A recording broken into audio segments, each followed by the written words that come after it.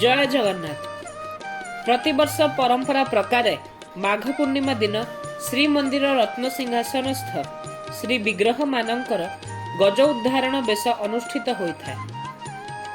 पौराणिक तथ्य अनुଯାयी एकदा वरुण ह्रदरे गजराज स्नान करुथिबा समय ସେହି ହ୍ରଦରେ ଥିବା ଗୋଟିଏ ଭୀଷଣକାୟ କୁମ୍ଭୀର ଆକ୍ରମଣ କଲା। କୁମ୍ଭୀରର ଆକ୍ରମଣରେ ଗଜରାଜ କ୍ଷତବିକ୍ଷତ ହୋଇ ଭୀଷଣ କଷ୍ଟ ଅନୁଭବ କରି ଉଦ୍ଧାର ପାଇବାର କୌଣସି ଉପାୟ ନ ଦେଖି ବିକଳରେ ପୁରୁଷୋତ୍ତମ ଭଗବାନଙ୍କୁ ପ୍ରାର୍ଥନା କରିଥିଲେ। ଗଜରାଜର ପ୍ରାର୍ଥନାରେ ସ୍ୱୟଂ ଶ୍ରୀ ପୁରୁଷୋତ୍ତମ ତତ୍କ୍ଷଣାତ୍ ଭକ୍ତ ଗଜକୁ ଆକ୍ରମଣଠୁ ରକ୍ଷା କରିବା ପାଇଁ ବରୁଣ ହ୍ରଦରେ ଉପସ୍ଥିତ ହୋଇ ଗଜରାଜଙ୍କୁ ଉଦ୍ଧାର କରିଥିଲେ। ସେହି ପୌରାଣିକ ଆଖ୍ୟାୟିକାର ସ୍ମୃତିରେ ଶ୍ରୀମନ୍ଦିରରେ ଅତ୍ୟନ୍ତ ପୁରାତନ ସମୟରୁ ଶ୍ରୀ ବିଗ୍ରହ ମାନଙ୍କର ଗଜ ଉଦ୍ଧାରଣ ବେଶ ଅନୁଷ୍ଠିତ ହୋଇଆସେ। ଗବେଷକ ପଦ୍ମଶ୍ରୀ ସଦାଶିବ ରଥ ଶର୍ମାଙ୍କ ଉଲ୍ଲେଖ ପ୍ରକାରେ ଭୌମ ବଂଶର ରାଣୀ ବକୁଳ ମହାଦେବୀ ଏହି ବେଶର ପ୍ରଥମେ ପ୍ରଚଳନ କରାଇଥିଲେ। ତତ୍ପରେ ଅନେକ ବର୍ଷ ଧରି କେତେକ ଅନିବାର୍ଯ୍ୟ କାରଣବଶତଃ ଏହା ବନ୍ଦ ହୋଇଯାଇଥିଲା। ତାହାପରେ ଖ୍ରୀଷ୍ଟୀୟ ବର୍ଷ 1575 ଗଜପତି ରାମଚନ୍ଦ୍ର ଦେବଙ୍କ ଦ୍ୱାରା ମହାପ୍ରଭୁଙ୍କର ଏହି ବେଶର ପୁନଃ ପ୍ରଚଳନ ହୋଇଥିଲା। କିଛି ବର୍ଷ ଧରି ପୁରୀର ରାଣୀ ସାହେବା ଏହି ବେଶ କରାଇ ଆସୁଥିଲେ। ଶ୍ରୀମନ୍ଦିର ସ୍ୱତ୍ତ୍ୱଲିପି ପ୍ରକାରେ ଏ ବେଶ ବାସୁଦେବ ବାବାଜୀ କରାଉଥିଲେ। ପରବର୍ତ୍ତୀ ସମୟରେ ଟ୍ରଷ୍ଟି ରାୟ ବାହାଦୁର ରମେଶ ଚନ୍ଦ୍ର ମିତ୍ର କିଛି ବର୍ଷ ଧରି ଏହି ବେଶ କରାଇଥିଲେ। 1977 ମସିହାରେ ଏହି ଟ୍ରଷ୍ଟି ଠାକୁରଙ୍କ ବେଶ ସାମଗ୍ରୀ ଓ ଭୋଗ ଖର୍ଚ୍ଚ ବନ୍ଦ କରିଦେବାରୁ ସେହି ବର୍ଷ ଶ୍ରୀମନ୍ଦିର ମିଳିତ ଅନ୍ନଦାନ କମିଟି ପକ୍ଷରୁ ବେଶର ସମସ୍ତ ଖର୍ଚ୍ଚ ବହନ କରାଯାଇ ଠାକୁରମାନଙ୍କର ଗଜ ଉଦ୍ଧାରଣ ବେଶ ଅନୁଷ୍ଠିତ ହୋଇଥିଲା। ତତ୍ପରେ 1979 ମସିହାରେ ଓଡ଼ିଶାର ବିଶିଷ୍ଟ ଶିଳ୍ପପତି ଶ୍ରୀମତୀ ଇଲା ପଣ୍ଡା ଏହି ବେଶ ନିମନ୍ତେ 1,41,000 ଟଙ୍କା ଶ୍ରୀମନ୍ଦିର ପାଣ୍ଠିକୁ ଦାନ କରିବା ପରଠାରୁ ପ୍ରତିବର୍ଷ ସେହି ଅର୍ଥର ସୁଧରେ ମହାପ୍ରଭୁଙ୍କ ଗଜ ଉଦ୍ଧାରଣ ବେଶ ସୁରୁଖୁରୁରେ ହୋଇ ଆସୁଛି। ମାଘ ପୂର୍ଣ୍ଣିମା ଦିନ ମହାପ୍ରଭୁଙ୍କ ମଧ୍ୟାହ୍ନ ଧୂପ ବଢ଼ି ମୈଲମ ହେବା ପରେ ସର୍ବାଙ୍ଗ ହୋଇଥାଏ। ତାହାପରେ ଗଜ ଉଦ୍ଧାରଣ ବେଶ ଅନୁଷ୍ଠିତ ହୋଇଥାଏ।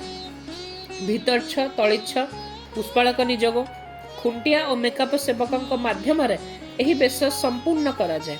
ଠାକୁରମାନେ ଏହି ବେଶରେ ଚୂଳ କିରୀଟ କର୍ଣ୍ଣକୁଣ୍ଡଳ ସୂର୍ଯ୍ୟଚନ୍ଦ୍ର ଅଣ୍ଟାପଟି ହାତ ବାଜୁବନ୍ଧ ହାତ ଫେର ଆୟୁଧ ଶଙ୍ଖ ଚକ୍ର ଗଦା ପଦ୍ମ ହଳମୁସଳ ଅଣ୍ଟାପଟି ବାଙ୍କି ପାହୁଡ଼ ଗୋଡ଼ ଖଡ଼ୁ ହାତମାଳ ନାକଚଣା ପଦ୍ମକଢ଼ି ପ୍ରଭୃତି ଅଳଙ୍କାର ଯାହାକି ସୋଲ ଜରି ଜମ୍ବୁରା ଏବଂ କଇଁଥ ଅଠା ଦ୍ୱାରା ନିର୍ମିତ ହୋଇଥାଏ। କୁଶଳୀ କାରିଗରମାନେ ଏହି ବେଶ କାର୍ଯ୍ୟ ଅନ୍ତତଃ 15 ଦିନ ପୂର୍ବରୁ ଶ୍ରୀମନ୍ଦିର ପରିସରରେ ପ୍ରସ୍ତୁତ କରିଥାନ୍ତି। ଶ୍ରୀମନ୍ଦିର ପ୍ରଶାସନର ତତ୍ତ୍ୱାବଧାନରେ ଏହି ବେଶ କାର୍ଯ୍ୟ 1979 ମସିହା ଠାରୁ ନିୟମିତ ଭାବେ ହୋଇ ଆସୁଛି। ଏହି ବେଶର ବଳଭଦ୍ର ଓ ଜଗନ୍ନାଥ ପ୍ରତ୍ୟେକ 4 ଭୁଜ ହୋଇଥାନ୍ତି। ଶ୍ରୀ ଜଗନ୍ନାଥ ଶଙ୍ଖ ଚକ୍ର ଗଦାପଦ୍ମ ଧାରଣ କରି ଗରୁଡ଼ ଉପରେ ବସିବା ଭଙ୍ଗୀରେ ରହନ୍ତି ଏବଂ ତାଙ୍କ କୋଳରେ ଶ୍ରୀଦେବୀ ବିରାଜମାନ କରନ୍ତି। ଚୂଳ କିରୀଟ ଏବଂ ଅଳଙ୍କାର ମାନ ଖଞ୍ଜା ଯାଇଥାଏ। ସେହିପରି ବଳଭଦ୍ର ଶଙ୍ଖ ଚକ୍ର ହଳ ମୁସଳ ଧରି ବାସୁଦେବ ରୂପରେ ବିରାଜମାନ କରିଥାନ୍ତି ଓ ସୁଭଦ୍ରା କୃଷ୍ଣଙ୍କ ପରି ପାଦକୁ ଛନ୍ଦି ଏକ ପଦ୍ମକଡ଼ି ଧରି ବିରାଜମାନ ହୋଇଥାନ୍ତି। 2ଟି ହସ୍ତୀ ବା ଗଜ ଶୁଣ୍ଢରେ ପଦ୍ମକଳିକା ଧରି ଦଣ୍ଡାୟମାନ ଅବସ୍ଥାରେ ରହିଥାନ୍ତି। ହସ୍ତୀ 2ଟି ଶ୍ରୀଜୀଉଙ୍କ ସମୀପରେ ରହେ। ତାର ଶରୀରକୁ ଆକ୍ରମଣ ଭଙ୍ଗୀରେ ଏକ କୁମ୍ଭୀର ମୂର୍ତ୍ତି ରହିଥାଏ। ଶ୍ରୀମନ୍ଦିରର ମଧ୍ୟାହ୍ନ ଧୂପ ପରେ ଠାକୁରମାନଙ୍କ ଗଜ ଉଦ୍ଧାରଣ ବେଶ ସମ୍ପୂର୍ଣ୍ଣ ହେବା ପରେ କ୍ଷୀରି ଓ ଅମାଲୁ ଭୋଗ ଏବଂ ସନ୍ଧ୍ୟା ଧୂପ ଅନୁଷ୍ଠିତ ହୋଇଥାଏ। ସନ୍ଧ୍ୟା ଧୂପ ପରେ ସାହାଣ ମେଲା ଦର୍ଶନ ବା ସାଧାରଣ ଦର୍ଶନ ଅନୁଷ୍ଠିତ ହୋଇଥାଏ। ବର୍ତ୍ତମାନ ପରିପ୍ରେକ୍ଷୀରେ ସାହାଣ ମେଲା ଦର୍ଶନ ଅନୁଷ୍ଠିତ ହେଉନାହିଁ। ତାହାପରେ ମହାପ୍ରଭୁଙ୍କ ମହାସ୍ନାନ ହୋଇ ଅନ୍ୟାନ୍ୟ ନୀତି ଅନୁଷ୍ଠିତ ହୋଇଥାଏ। ଉଲ୍ଲେଖଯୋଗ୍ୟ ଯେ ବ୍ରିଟିଶ ରାଜତ୍ୱ ସମୟରେ 1900 ମସିହାରେ ପାଳିତ ହୋଇଥିବା ଗଜ ଉଦ୍ଧାରଣ ବେଶ ସମ୍ପର୍କରେ ପୁରୀ ଜଏଣ୍ଟ ମାଜିଷ୍ଟ୍ରେଟ ଏ ଗ୍ୟାରେଟ୍ ପୁରୀର ଶ୍ରୀ ଜଗନ୍ନାଥ ମନ୍ଦିର ତଥା ପୁରୀ ସହରର ପୋଲିସ ପ୍ରଶାସନ ଉପରେ ଓଡ଼ିଶା ଡିଭିଜନର କମିଶନରଙ୍କ ଜରିଆରେ ବଙ୍ଗ ସରକାରକୁ 1901 ସାଲରେ ଏକ ରିପୋର୍ଟ ପ୍ରଦାନ କରିଥିଲେ। ଉକ୍ତ ରିପୋର୍ଟରୁ ଜଣାଯାଏ ଯେ ଏହି ଦିନ ଗଜ ଉଦ୍ଧାରଣ ବେଶ ହୋଇଥିବାରୁ 60,000 ଦର୍ଶନାର୍ଥୀ ହୋଇଥିଲେ। ଶ୍ରୀଜୀଉମାନଙ୍କ ଏହି ବେଶ ସମ୍ପ୍ରତି 300 ଅଧେ କୁଡ଼ିଆ ଢଳା କୁଡ଼ିଆ କ୍ଷୀରି ଓ 248ଟି ଅମାଲ ଭୋଗ ହେଉଅଛି। ସନ୍ଧ୍ୟା ଧୂପ ପରେ ଅନୁଷ୍ଠିତ ଏହି ଭୋଗକୁ ତାଲିକା ମୁତାବକ ନୀତି ସମ୍ପୃକ୍ତ ସେବକ ନିଯୋଗ ଓ ବ୍ୟକ୍ତି ବିଶେଷ ତଥା ଧର୍ମାନୁଷ୍ଠାନ ମାନଙ୍କୁ ବଣ୍ଟନ କରାଯାଇଥାଏ। ସୂଚନା ଯୋଗ୍ୟ ଯେ 1983 ମସିହା ଠାରୁ ଠାକୁର ମାନଙ୍କୁ କେବଳ 500 କୁଡ଼ିଆ କ୍ଷୀରି ଓ 3,400ଟି ଅମାଲୁ ଭୋଗ ହେଉଥିଲା।